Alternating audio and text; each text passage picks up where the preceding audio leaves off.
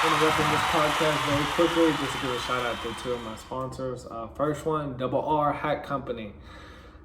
Gabe Rodriguez, man, he's a good friend of mine. A great hat company, veteran owned company. They have shirts, they have hats, they have hoodies, mugs, all you can think of. So go check out Double R Hat Co. on Instagram. How's it going, everybody? Welcome to another episode of the Nick of Time podcast. We have a very special episode for you guys. Me and this individual, we go kind of way back. I've known him since I was like in high school, damn near middle school. Distant friends, definitely, I would say, but definitely somebody that I guess I've caught inspiration from. He's doing a lot of things. Justin Granado. Thank would you you. like to introduce yourself a little bit to the people?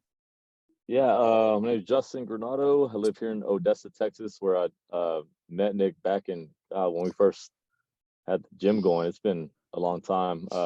We just passed our 10-year anniversary in September. I've been doing that. I've been doing that for 10 years, and then training a couple years prior to that. So that's busy work, good work. So that's about it right now. But yeah. Yeah, for sure, man. So with that, you said like the gym in 10 years. I believe I'm trying to think about it. I was probably like a sophomore in high school, maybe Yeah, freshman. you were still in high school, definitely. And so that had to be what, like 2013, I think, around. Yeah, Yeah, we opened in 2012, so yeah, somewhere in that time about frame. that time. So talk to me about that process and like your fitness journey and how that came to be with the relationship with Jamie, and just like a couple years before that leading up to, okay, boom, we have, Man. this gym. Really, I was working full time. Blockbuster Video, I was managing there.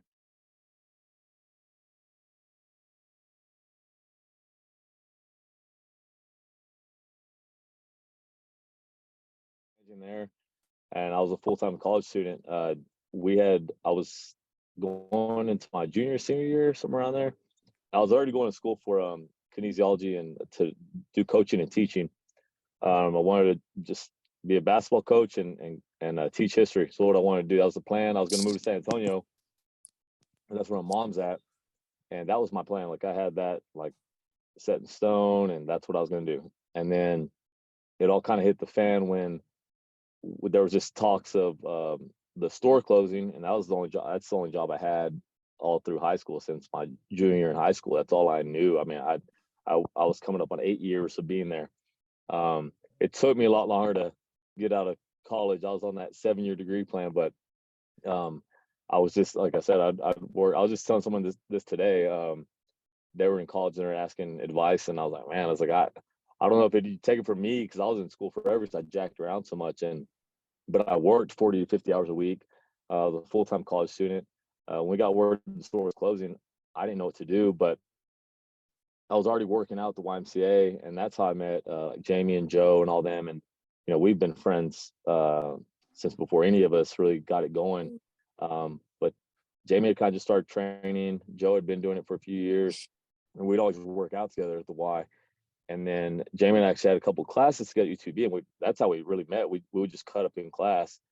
And one day he had just said, why don't I just try out personal training on the side? And I was like, you know what? I said, I'll give it a shot, because I was already taking a bunch of courses like strength and conditioning and doing a bunch of stuff for kinesiology. So why not? And that last year that we were closing, I went ahead and I just ordered everything online, the books and stuff. And I already knew, I was going through the books, and I was like, I already know this stuff. Like, and it was all self-paced. You could take the schedule to take the test whenever you wanted.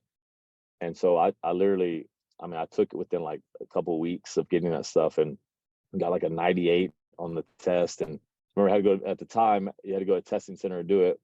It was at Midland College, and I went and did that, got all my stuff. And when I first started personal training, I had a bunch of business cards made, and when we finally came around to closing the store, those last 2 months, I would get those business cards, and I would just put them with movies and stuff that people were buying or renting at the end there.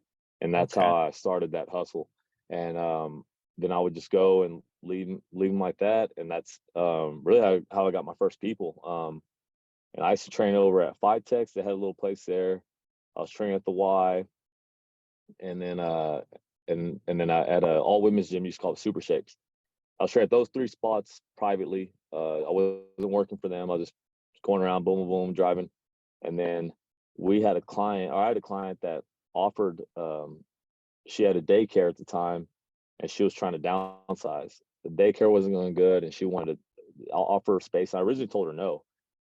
And then I remember they were going up, they're changing a bunch of stuff at the Y, like a bunch of stupid rules. And they were wanting us to pay like these fees and our clients and all this stuff. Yeah. They're trying to get us out is what they're trying to do. And so I went back to that lady, and she only wanted to charge us like $700 a month for rent. And so we took her up on it. And originally it was just supposed to be a personal training gym. And then what we did was we flipped it, and we just said, hey, why don't we do CrossFit? And I mean, the rest is history. We stayed there for a bit. We moved. We're over by the hospital on 5th of Pittsburgh. Then we moved to First Street. And then again, 16 or 17, Jamie and I split. And then I've been on my own since then. He's been on his own, but we've been good. I mean, we're good friends. So best of friends and things like that. Still pick each other's brains. I mean, but ever since then, just been grinding, man. It's an everyday deal. There's no, the weekends are off, but it's always running through my head and my heart type of thing. But it's been about it, man. Been grinding, definitely. When I think about that, I think about like sometimes, not always the case, but most of the time in like everyday life, I think sometimes the worst thing that can happen to us is the best thing that can happen to us. Oh yeah, definitely. And when you think about like, okay, you're kind of forced into the situation to like play a hand of, okay, the store is shutting down, I got a few months to prepare. What am I going to do? And an external like factor applied pressure to your own life, and you made a diamond out of it. Yeah, let me say too that I know it sounded real smooth, but it wasn't like that. We were also given a choice when I was leaving, because I was managing that store, and it was like, hey, we might give you a severance package or we might not. And I'm like, oh shit, like what am I gonna do? And it was just on the table, but they said, we don't know what we're gonna do yet. You basically will find out if you stay. And I was like, crap. And so at that point, a lot of employees and stuff left at that time. And we just had a handful of people that stuck around, and I was like, you know what, I'm gonna stay with it. But believe me, I was already looking like, dude, I was looking like at all the mall, like Express, like Foot Locker, like all the places that I would go spend money. I was looking to go work there because I didn't know what I was gonna do. And thankfully, a month before we got let go and they shut it all down, they gave me a severance package. It was $1,000 for every year of service. So I was there for 8 years. I got $8,000, but it was really not $8,000 because it's taxes. Yeah. But I took that money and I paid like, it was like 3 or 4 months of rent on my apartment at the time. Did the same with my car, and then I put away money on the side just to see what was going to happen. And that was like the shot. And it wasn't when stuff like that happens, like you said, you could go one of 2 ways with it. I could have went and it would have went south real fast. I could have just went and jacked off that money, like, and boom, I got $8,000 or $6,000, whatever it was, and blew it all in a bunch of crap. Or I could have turned it into something, and thankfully, I was smart enough at the time to know that I didn't want to struggle. I didn't want to be wondering where my next meal was coming from, or, when I was gonna get my next check, and, how am I gonna pay bills, and, because I just was I'm real prideful. I don't like asking people for help and things like that. And to me, I've always seen it as it's not others' responsibility to bail me out of a situation that I'm in, that I got myself into. So yeah, I mean, so you could have went 2 ways of things. I mean, it could have went bad, but it didn't, thankfully. No, for sure. And just to reiterate, I know, like, especially you just talking about, I know it definitely wasn't an easy, like, transition, but the pressure makes you decisive, whether that's bad or good, like, you know what I mean? So, I just had to give you your kudos there. So going into, I guess, pressure, I feel like this is kind of like outdated, but I don't think people not just online, but just in general, never really talked about it with their local communities. Mhm. But like the gym, obviously owning one, and then like COVID, because I was in Turkey during Mhm. COVID, which the base was fairly close to Syria, so it's pretty much locked down, like a gated community, I guess you could say. So we didn't have a lot of places to go before COVID. Mhm. Before 2020, for March, like we Yeah, it were didn't already matter. like, so I was in the gym. I was like grinding like no other. I was knocking out all my school because there's no distract, like literally zero distractions. Right. And when COVID hit, we had to go by the country's regulations, right? Because Okay. we're technically in their country. And they shut everything down. I had just got there. I wasn't there that I was probably been there maybe like two weeks. Mhm. And they had like our DFAC, our cafeteria, and like the commissary and all these places. And like people had to go in there one at a time. So there was like no human interaction. Right. So not only was it suffocated like during COVID, it was already suffocated pre-COVID. Right. It And didn't matter. Yeah. and it was really depressing. And I guess nobody really like showed, unless like, people close to you and the ins and outs. Like, what was that time like for somebody like yourself, like owning a gym? And And I initially, really, how did that go? I tell people this all the time. Like, I never really like worried about it too much. Like, it never really sat there and scared me too much because it was just different. During that time, I remember. I know you know AJ. I mean, he works at the Yeah. hospital, and remember we were talking about it. And when they got their first case, he's like, "Hey, we got our first case, whatever." And we were talking. He was like, when it hits this area, people are gonna go crazy and this and that. And a lot of people, of course, I mean, everyone they didn't know what it was. Yeah. And then the more people talked about it, whatever, and I was like, yeah, I don't know what it is either. And then honestly, I can't sit there and say I thought like, hey, they're gonna shut gyms down or whatever.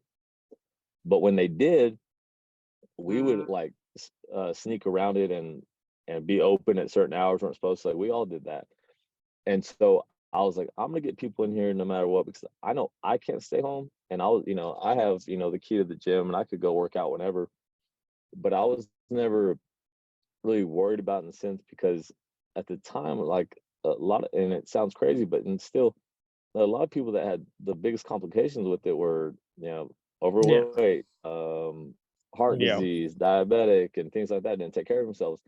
And I wasn't gonna be like that. And I was like, I'm not gonna have people like that, or whatever. So we still ran the show, and yeah, it slowed down a lot during that time. But I turned it, flipped it, started offering stuff like people to come pick up equipment, and if they didn't want to be here, they didn't have to be here, but they could have all of our programming stuff we do online. And then I turned that, and I started selling my programming online because we have an app we use, and so people start hitting me up with that, and the personal training side slowed down a bit, but as far as like the class people, I never really hit a speed bump that like scared me. It sucked. I mean, it sucked not having like a room full of people and things like that. That did suck. Yeah. Um, but then that bounce back when we finally got to open, like just a few months later, man, I was probably the busiest I'd ever been during that time, and so I can't complain about it. I know there's gyms that shut down and things like that, whatever, but I was glad that I had deep roots with people and they just wanted to work out. Like they didn't care because they had been held up in their homes and things like that. They weren't able to do stuff. And so when we opened up, people were excited to work out. And I was very thankful for that because we got after it after people came back and they bounced back really good. And we had people that got COVID in the gym and that would just tell them, hey, be smart about it. Like if you know you have it, symptoms, don't show up. Like it's Yeah. common sense.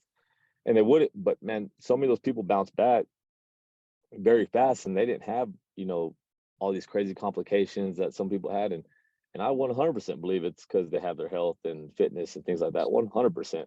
um and I'm thankful for that, and I'm thankful that I can't sit there and say we had any bad experiences with people here at the gym, like not one. I mean, people got it, yes, but any bad deals, no. I mean, and we haven't really looked back since.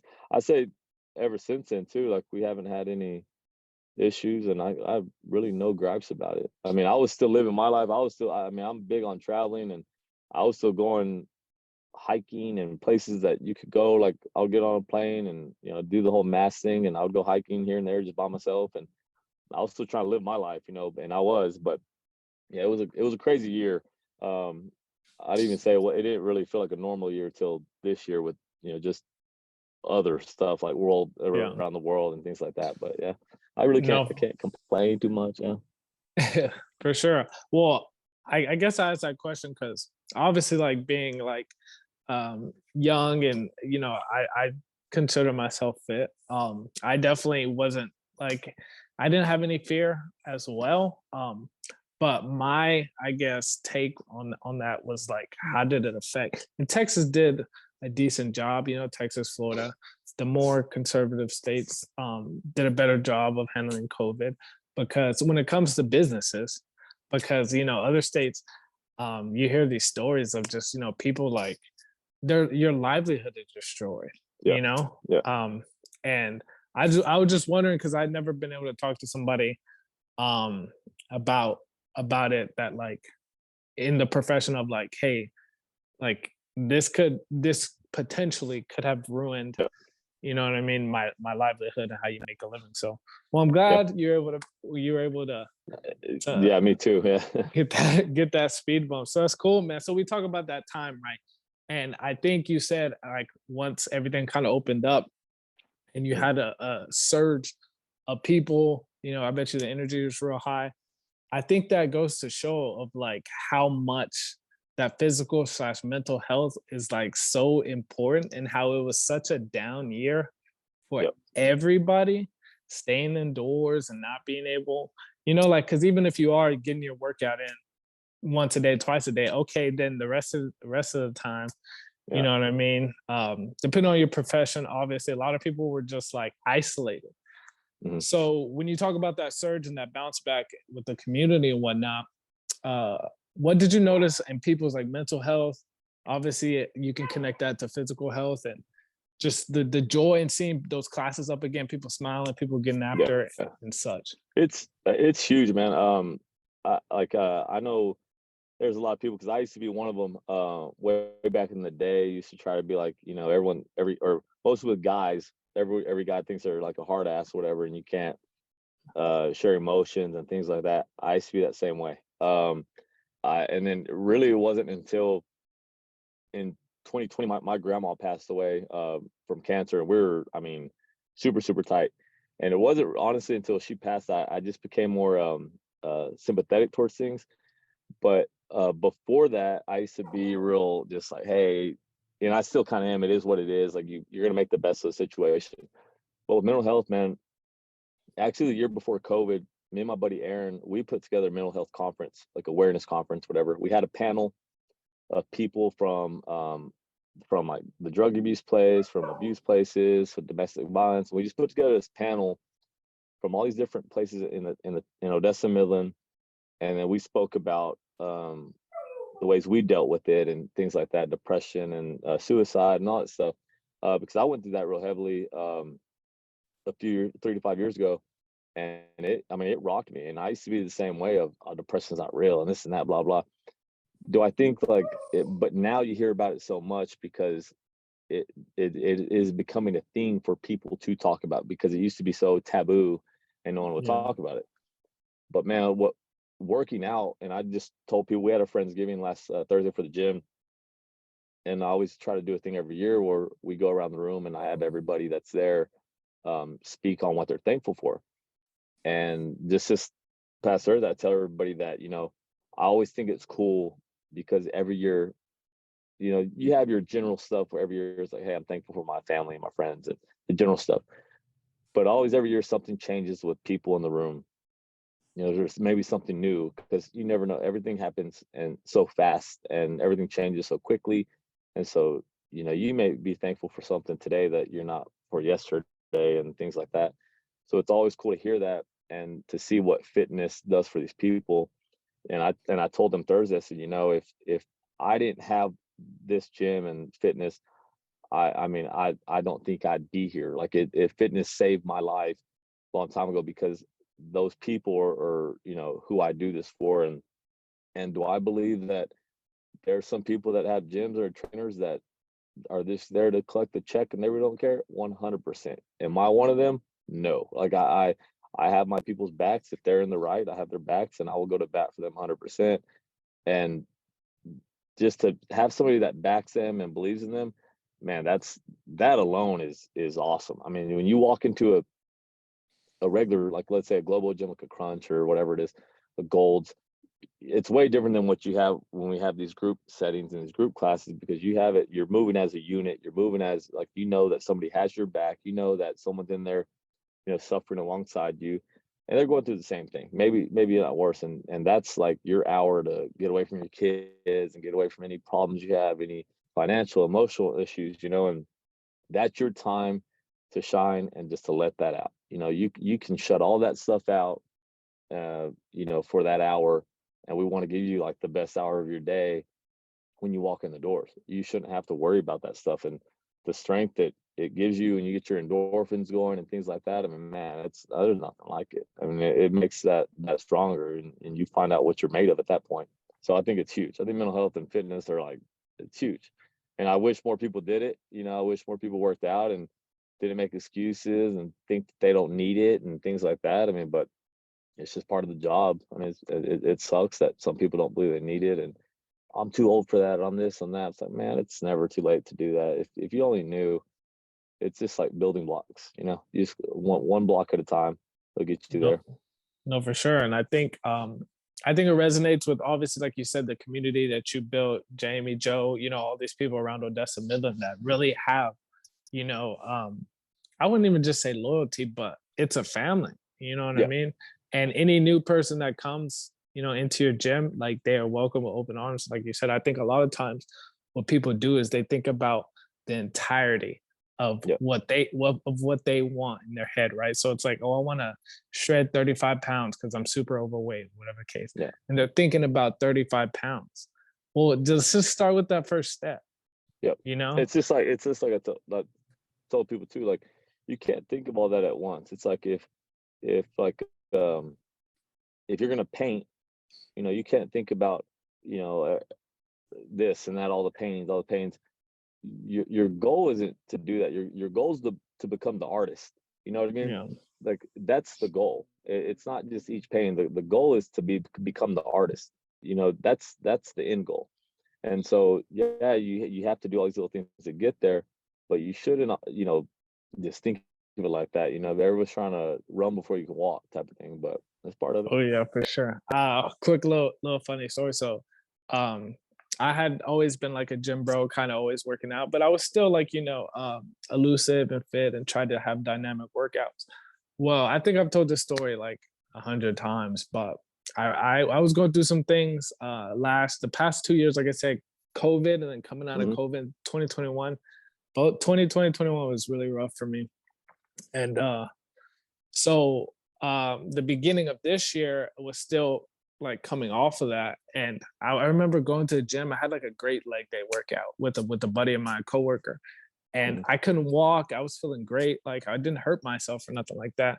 But I remember like something was just like that same, euphoric feeling, that you get when you have a good workout. It just wasn't there, right? And that's when I knew like mental health was a big deal, because I'd been going through this. I kind of just been shoving, like you said, the whatever, I'm good.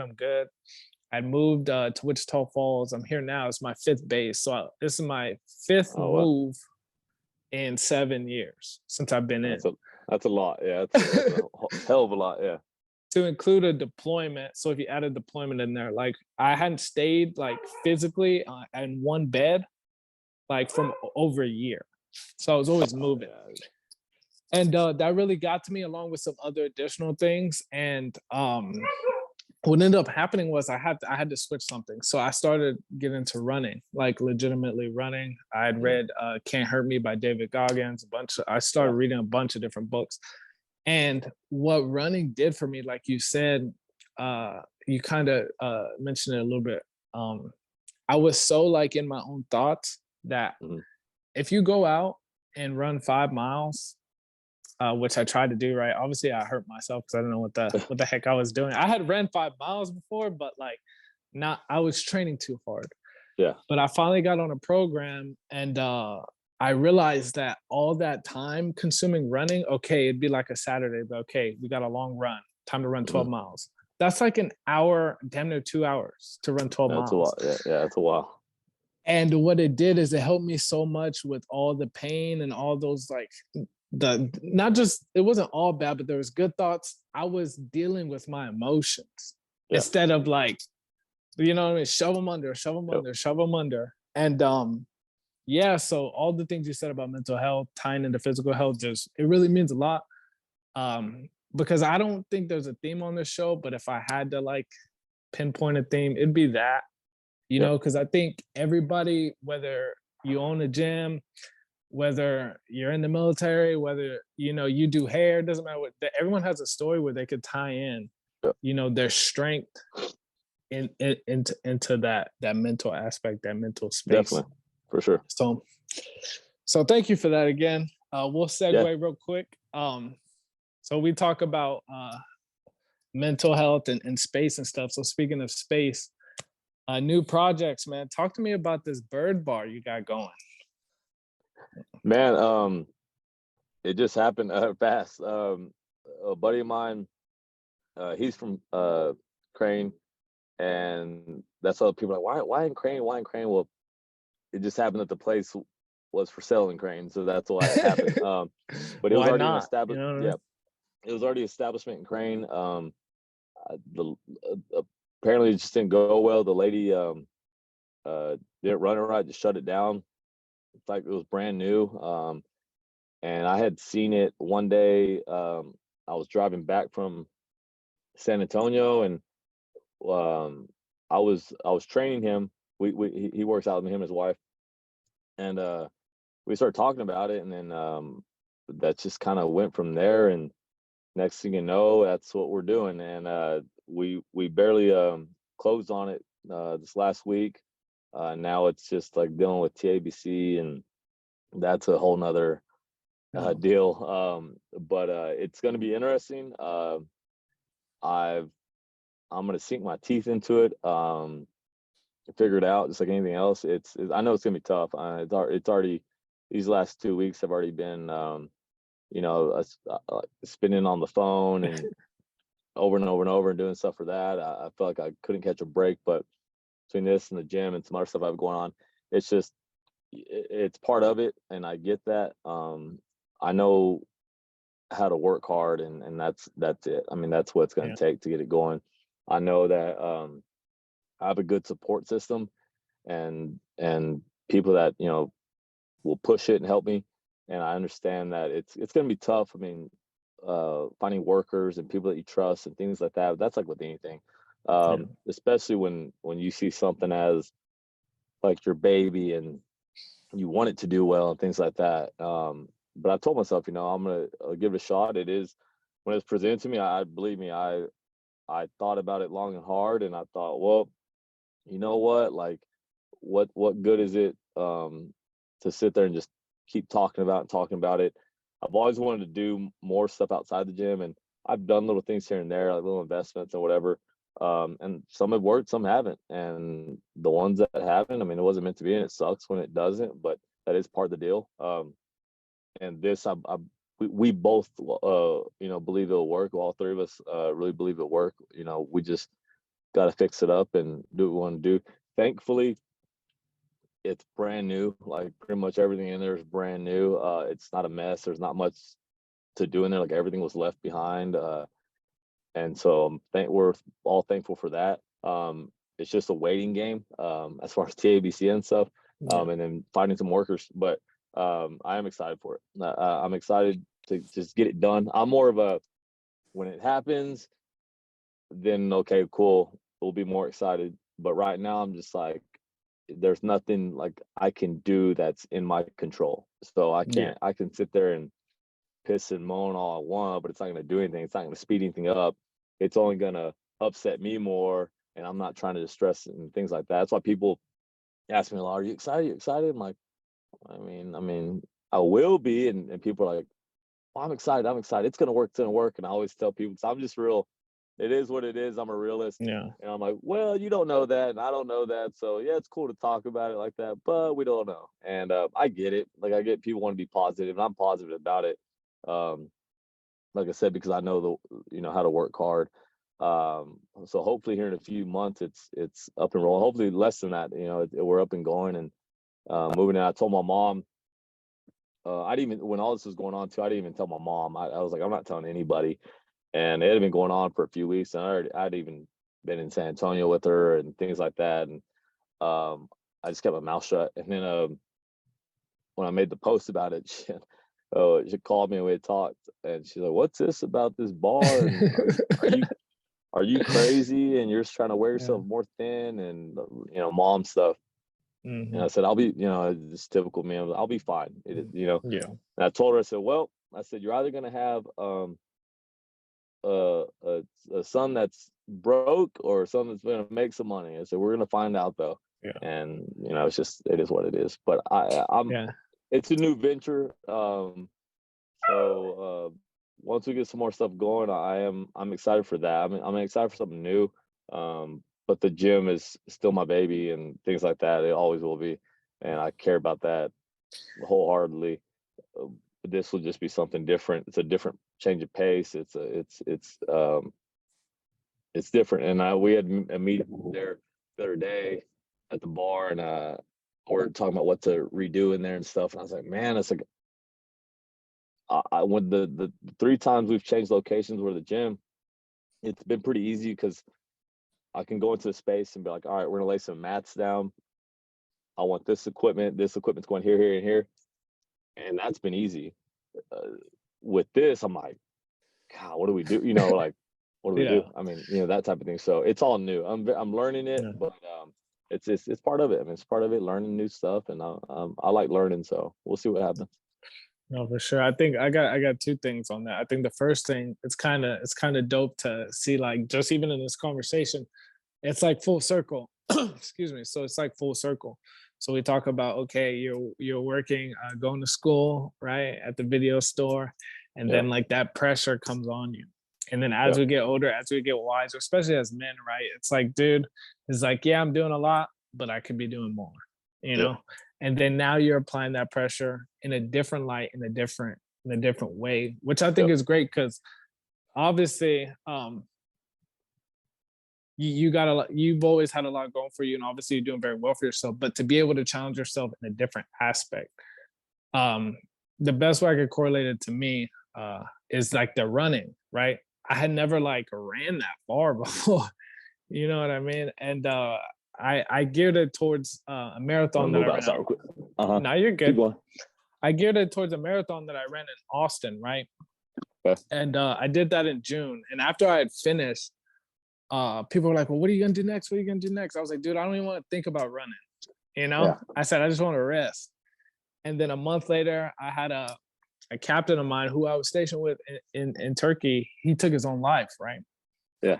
And we were really close. He used to like drive around and make sure people weren't drinking or driving. And if they were, or if they were walking, he'd give people rides. He was like the nicest dude, right? Badass, in shape, like whole 9. The hardest worker I've ever met in my life. He was a Marine, enlisted. He commissioned, went to school, became an officer in the Air Force, which for people in the military, going from another branch to another branch and then commissioning to like enlisted officer is like, that's hard by itself, let alone from the Marine Corps. But he ended up taking his life, and he was a big like inspiration for me. So I went from, okay, I don't even want to run again, to I'm doing an Ironman. Like there's nothing, and I don't even know why I chose. I don't even know why I chose triathlon. I just thought about the hardest thing that is not like in my realm of like expertise. I had ran a marathon, but I was coming off that, and I said, okay, that's 11 months. At the time, I was that's 11 months from now, about a year. That's enough. I said, there's nothing other than me breaking a limb that's gonna keep me from like finishing this. Right. And I sought out to do it. And like you said, I get this bike, and there's technical difficulties, and bikes are expensive. I got to get all this gear. I got to make sure my fueling is right. I'm having like the right amount of sodium, and like there's just so much that goes into it. Yep. But because it's new, because it's out of my wheelhouse, I think there's a different kind of growth that comes with that. So I commend you, man, on the whole Thank you. On the whole bar thing. I think that's super dope. I think that like stuff like that, I mean, every now and then you have to switch it up. I've been looking for something anyways to switch up. Like I really, because I mean, like I tell people too, like I have stuff like I've invested in and things like that, but like I wanted to do something else, to have like ownership in something that, you know, that pushed me. And I've always wanted that. And I have, you know, and I put money away here and there, whatever. And, you know, in training, you don't really have a retirement plan. You don't have health insurance. You don't have all this stuff. Like it's completely on you to figure that out. Like if you want it, health insurance, it's expensive. I mean, and thankfully though, you build relationships with people, people help you out, and you know, it pays to know people. And but I wanted something else. I wanted something else to push me in the pocket. And I said, you know what? So I'm gonna take a gamble on this and figure it out. Like I'm gonna take this chunk and put it to the side, and we're gonna see what happens. And it is it does get my nerves a little bit, but I don't want to be on the other side of it and wonder like, hey, what if? Like that's one thing that I don't want to do. And a while back we even had like shirts made for the gym. This is like a few years ago, and it was weird because at the same time, you know, Facebook gives you little memories, and when all this was going on with the bar, when all this was going on with the bar, I remember that morning, the morning I had to make the decision or what I was going to do. Open up Facebook memories, and one was it was a memory of my grandma the first time she had gotten cancer back in 2016, and I thought that was weird. And then the next one was we had these shirts made for the gym, and it was and I always wear the sweater or I have the joggers, but on the shirt it says why not?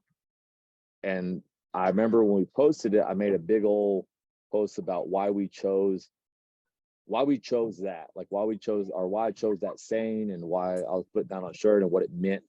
And it was about that, like why not, you know, take the chance on something, why not start today and stuff like that. And I thought, man, what coincidences of this stuff. So then I text my buddy and I said, you know what, man, I'm down. I was like, I'm down. Let's and that fired me up, you know, that fired me up, and that's all it took for those little things like that. And I was like, here we go, you know, and that to me is something that you know, was kind of just the catalyst to me with no excuses. This is how it's going to go, and this is what I'm going to do, you know. And that's how I took that, man. 100%.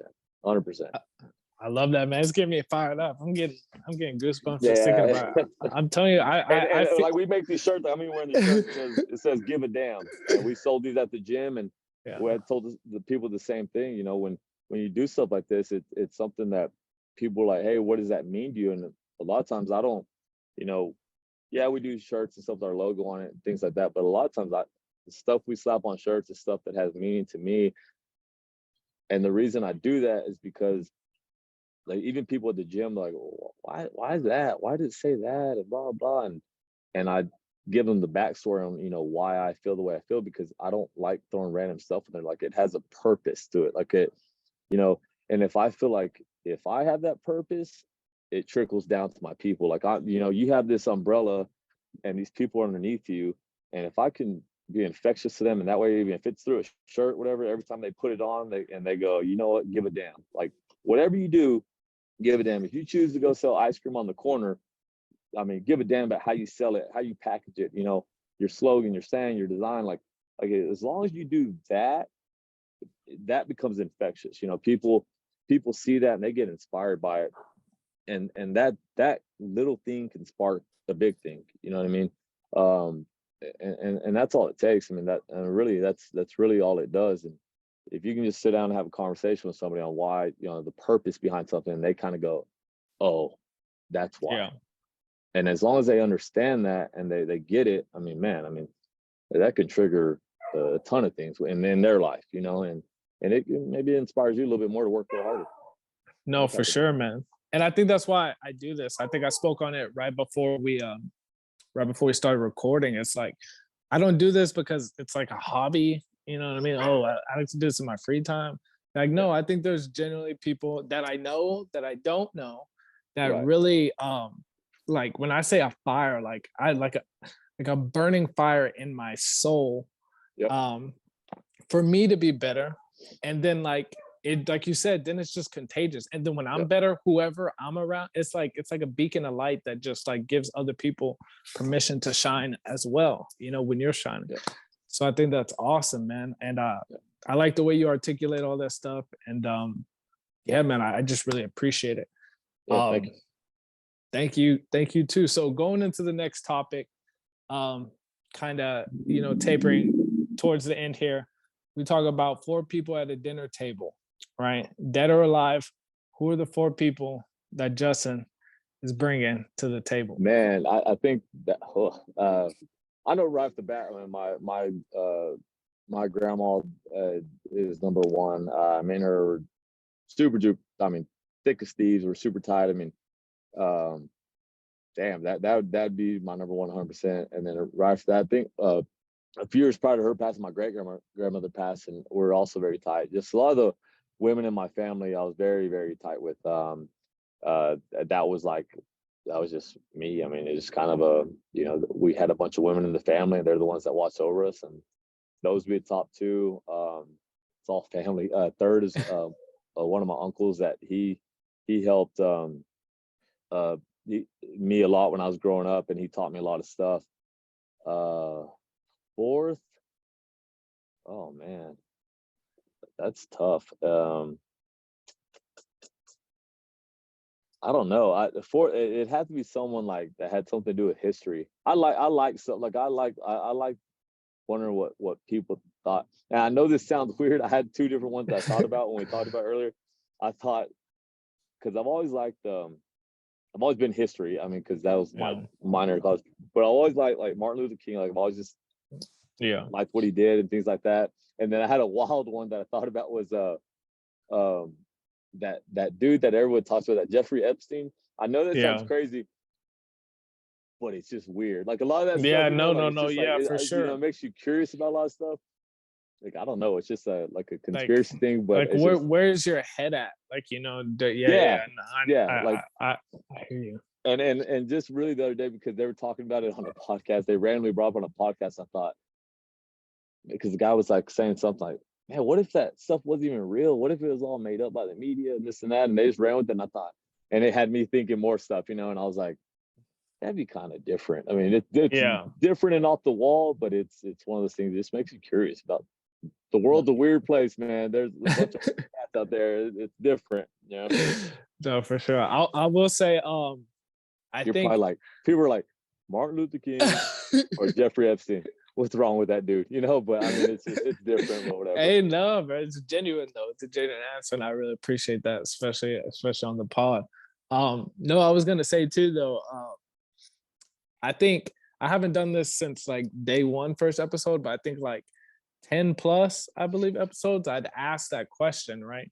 You know that out of 10 people straight, and these are like from different aspects, not just from Odessa, like all over the place. I think one person, which is totally fine, did not say a grandparent. Every other person, either a grandfather or grandmother, put that in there for, which I think is so beautiful. Yeah, you know what I mean? It's something. It is. I mean, really. I mean, I think, you know, you really don't appreciate it, you know, when you're in that moment. And a lot of people just like, you know, you don't appreciate what's there and get the flowers and the roses while you're still, you know, above ground and things like that. But, you know, kind of back in the day, like growing up, and I don't know if it's like that now. And the other day here at the gym, we're talking about like culture and how when we're growing up, it was, you know, it's way different than now.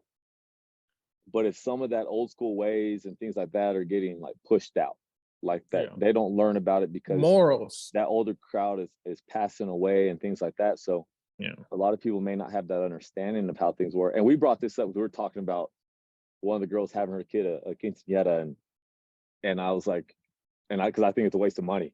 And but it's one of those things that like the older Hispanic culture loves to have, and they blow thousands and thousands of dollars. I mean, you could have that kid in college investment, you could put a down payment on a house and a car. I mean, all sorts of stuff. So I think it's crazy to have one, but it was such a thing that was done in the old culture that, you know, that used to be done, and now they slowly get phased out because, you know, those people, that older culture may be dying off and things like that. So the only way that these kids will learn about it is if it gets passed down and passed down, passed down. Other than that, they really won't know that people used to walk the mall for quinceañeras all the time. Like that was the thing. For sure. Now, like nobody does that. It's not a thing anymore because it slowly gets pushed out. So I mean, like stuff like that with grandparents, I don't know. I wonder if for people now, if it's the same thing. I mean, for me, my great grandma and my grandma were like, I mean, they were there. They were my everything when we were growing up. It was just, I mean, it was crazy. I mean, that's just what we did. I mean, I was every night at grandma's house, or, you know, if something happened, you wanted to go to grandma. I mean, it was just, that's how it was. And I think that's dope because, and I know it's not like this in every case and for everybody, but I think, like, you know, I have great parents. Very thankful for them. I know that they love me. But with your parents, you know, a lot of times they have to raise you, and all your grandparents have to do is just love you. Oh yeah, you know? yeah, exactly. Yeah, Like, pretty much. exactly. Yeah, that's how it goes. Yeah. So with that, I also wanted just to add, you being raised by women, man, that's kind of similar. Obviously, my dad was in my life, and he's still in my life. Have a very tight relationship, but I grew up around women. I have 2 sisters.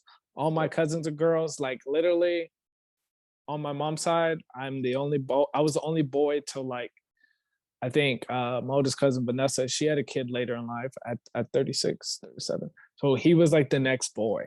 Okay. You know, and I'm already by that time I was already like in Germany, you know, 4 years into the military. So I think that does have an effect on, you know what I mean, just who we are as people in a good way, you know. And I just want to let you know we have that in common. Cool. For sure. So with that, man, we'll go ahead and close it out. I don't want, like I said, I didn't want to take too much of your time today. All right, fine. I think you said a lot of good juice. And this podcast, I don't really like.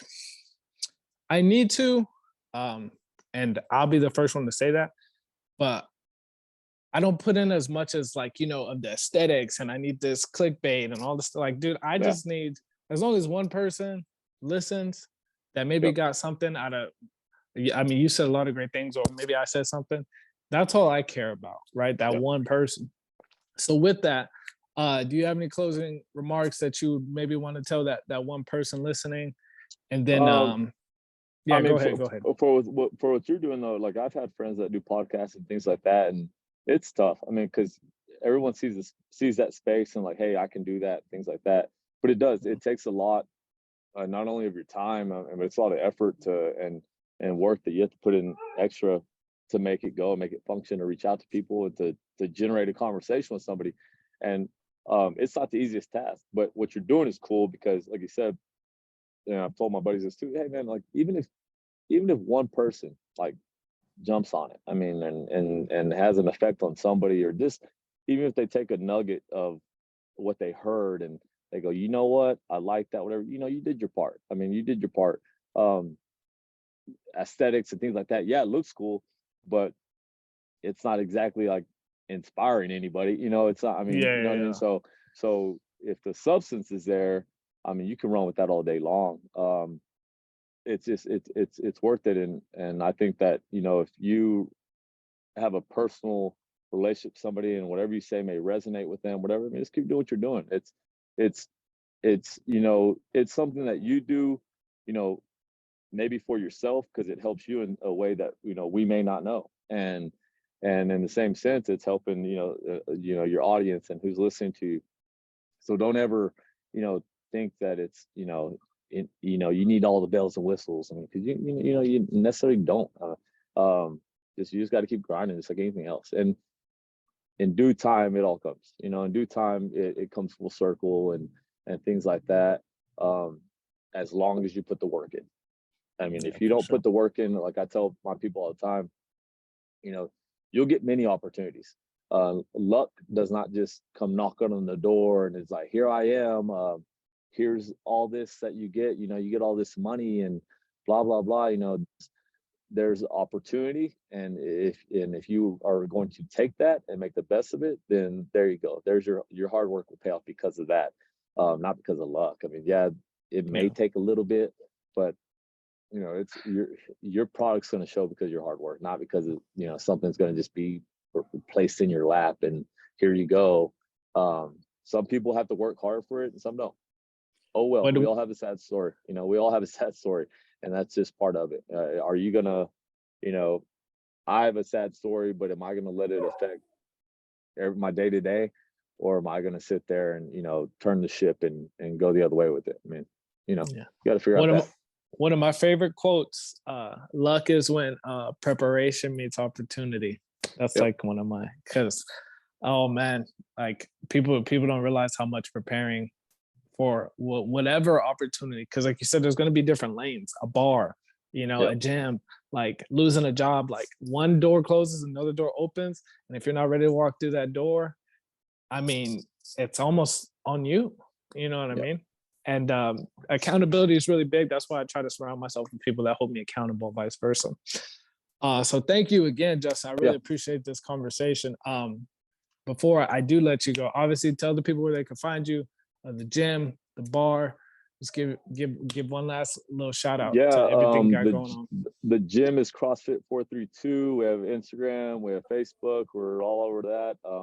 You can come sign up if you want to. The bar we have coming up, hopefully early next year, is called The Bird. It will be in Crane, Texas. So we're on same thing, Facebook, Instagram. Instagram is like The Bird Brew House. Facebook's just The Bird.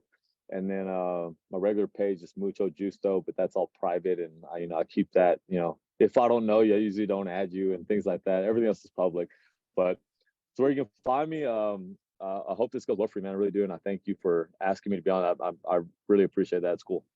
No, for sure, man. And thank you for taking the time. Like I said, especially in a time where, you're balancing a lot of different things. It really does mean a lot.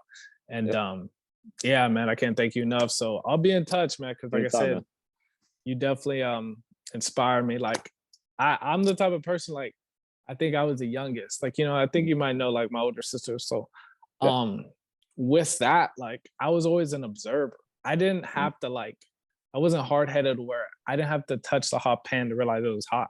Right. You know what I mean? All of my family did it for me as far as like a childhood standpoint. So as an adult now, when I see somebody getting after it, like I don't need I don't need much. You know what I mean? For me to self-motivate, for me to self-discipline and really get after it. And this helps me, even more so. So yeah, man, thanks again. I hope you have a good rest of your week, a good holiday. I hope everyone watching has a good Thanksgiving, and take care, man. Good. You too, man. Peace. All right, brother. Deuces. Peace.